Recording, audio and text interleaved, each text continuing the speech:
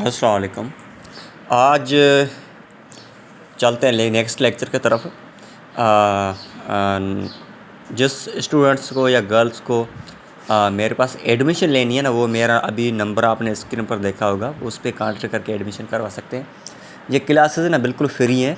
हम ये regular class चला रहे हैं एंड उसके साथ साथ लाजमी नहीं है इंग्लिश के अलावा हम और बहुत सारे कोर्सेज़ करवाते हैं एंड यूनिवर्सिटी की टेस्ट्स की तैयारी करवाते हैं। उसके साथ साथ इंग्लिश लैंग्वेज का कोर्सेज होता है, ग्रामर का एंड IBA NTS जो भी टेस्ट्स होती हैं ना, उस सब की टेस्ट की तैयारी करवाते हैं। स्कॉलरशिप सारे के सारे एंड हमारे पास कोर्सेज़ भी हैं, उसकी भी हम तैयारी करवाते हैं। लास्ट में आपको सर्टिफिकेट मिलेगा। कुछ हमारे पास क्लासेस पेड होते हैं, कुछ फ्री वाले क्लासेस होते हैं, मतलब अनपेड क्लासेस होते हैं।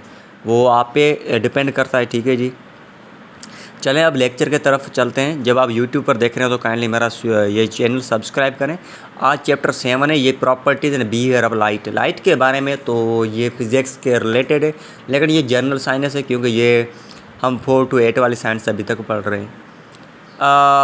Light is a form of energy. Light एक एनर्जी का फॉर्म है, ठीक है, याद रखें। लाइट जब ट्रेवल करती है वो स्ट्रेट लाइन में ट्रेवल करती है, ऐसा नहीं है कभी नॉर्थ साइड जा रही है कभी वेस्ट साइड, ऐसा कुछ नहीं है। ठीक है, जब हम नॉर्थ साइड जा रही है ना तो नॉर्थ साइड ही जाएगी, क्योंकि उसको लेज़र हम कह सकते हैं, लेज़र डायरेक्शन। आप ज्योमेट्री में पढ़ोगे ना तो वैसा आपको मालूम होगा। आगे देखें, object which produce and emit its own light is called. कुछ ऐसे ऑब्जेक्ट होते हैं जो अपनी लाइट प्रोड्यूस करते हैं, छोड़ते हैं, तो हम उसको कहते हैं ल्यूमिनियस बॉडी है, क्योंकि वो चमक देती है। आगे देखें तो object that does not produce light. कुछ ऐसी जो अपनी लाइट नहीं देती बट इट रिफ्लेक्ट लाइट, तो वो लाइट को रिफ्लेक्ट करती है। Comes from luminous object. जो ल्यूमिनियस जो बॉडी है वहाँ से कोई लाइट आती है उसको क्या करती है, रिफ्लेक्ट करती थी, बट वो प्रोड्यूस नहीं करती, हम उसको नॉन ल्यूमिनस कहते हैं। ठीक है, ये तो अपोजिट है ल्यूमिनस का। ठीक है, आगे देखा, how many second does take to convert over 657 million tons of hydrogen into 653 million of tons of helium. यहाँ पर देखें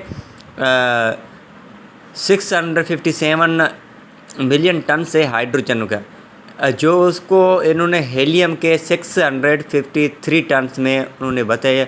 अब ये कितने में कन्वर्ट्स होगा हाइड्रोजन हीलियम में, वो 1 सेकंड में होगा, क्योंकि ये टाइमिंग नहीं लगाते।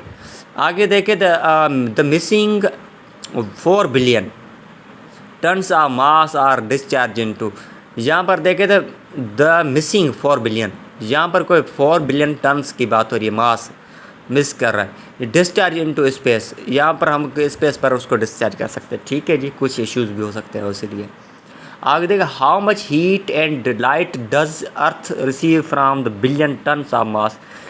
ये बिलियन ऑफ टन्स होते हैं मास, वहाँ से ये अर्थ हीट एंड लाइट कैसे रिसीव करती है, 2 बिलियंस में। ठीक है, कितने रिसीव कैसे नहीं कितने रिसीव करती है, वो 2 बिलियंस करती है। ठीक है, आगे देखें, मैं लाइट्स रेड्स बाउंस बैक। जब कोई लाइट किसी ऑब्जेक्ट किसी चीज़ को लगकर वहाँ से वापस आ जाती है, ठीक है, हम उसको रिफ्लेक्शन कैसी है कहते हैं।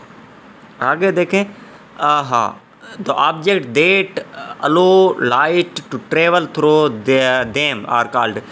कुछ ऐसे ऑब्जेक्ट होती है जहाँ से लाइट पार हो जाती है। ठीक है, जैसे हम गिलास देखते हैं, वहाँ पर लाइट का पार हो जाती है। ठीक है, हम उसको कहते हैं ये ट्रांसपेरेंट ऑब्जेक्ट है। आगे देखें, the object that allow some light to travel through them.